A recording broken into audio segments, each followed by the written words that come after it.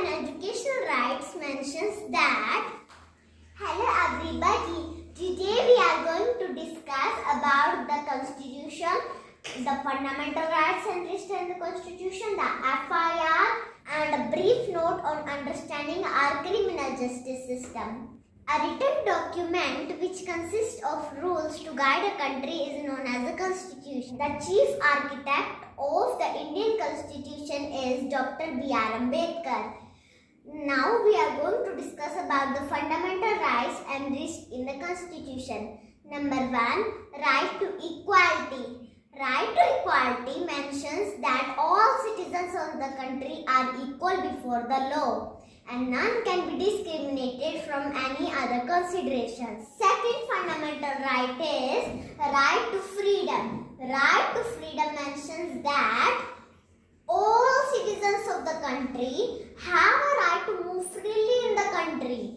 The third fundamental right enshrined in the Constitution is right against exploitation. Right against exploitation mentions that not even a single child must be allowed to work, under 14 years must be allowed to work in big jobs, tea stalls, factories and markets. For example, if someone forces a child to work in big tea stalls, factories and markets, then that is known as the violation of law and it must be considered as the exploitation. And the fourth fundamental right enshrined in the Constitution is cultural and educational rights. Cultural and educational right mentions that all minorities can set up their own educational institutions.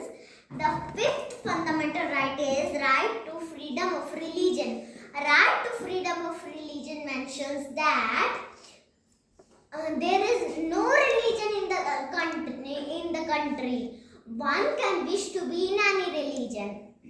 There is no religion in the country. Anyone can wish to be in any religion. The secularism also says that secularism is a secular country is one that gives all its citizens the freedom to practice the religion of their choice and no majority can deprive of this freedom. The fifth fundamental right enshrined in the Constitution is cultural and educational rights. Cultural and educational rights mentions that all minorities can set up their own educational institutions and to preserve and develop in their own culture. The sixth fundamental right, which is the last fundamental right, is right to constitutional remedies. Right to constitutional remedies mentions that all citizens of the country can move to the court if they believe that one of their fundamental rights have been violated by the state. Now we are going to look at a topic on understanding our criminal justice system. First, the victim gives information about the known offence to the police. Then the police files the FIR against that suspected person.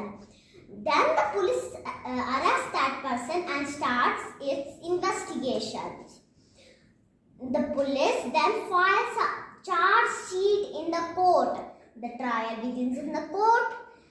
And the public prosecutor can represent the victim and the accused person can defend himself or herself by the help of a lawyer, which is also known as the prosecutor.